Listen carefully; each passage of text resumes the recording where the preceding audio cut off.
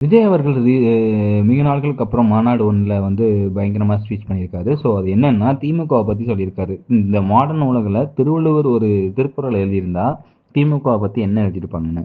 "அநீதி, அராஜகம் இவை அனைத்துக்கும் திமுகவே முதற்கண் உலகு" நீதி, அராஜகம், தில்லுமுல்லு இவையெல்லாம் திமுக முதற்றே உலகு அப்படிங்கிற மாரி சொல்லியிருக்காரு. ஸோ இங்க இருந்த ரசிகர்கள் மற்றும் தொண்டர்கள் எல்லாருமே இத ஒன்ஸ் மோர் கேட்டு ஒரு 2, 3 தடவ இவர் அத பத்தி அந்த குறள நரேட் பண்ணி திமுகவ பயங்கரமா டார்கெட் பண்ணி அவரு அடிக்கிற அந்த ஸ்வீட் பண்றதெல்லாம் பயங்கரமா பண்ணிட்டு இருக்காரு.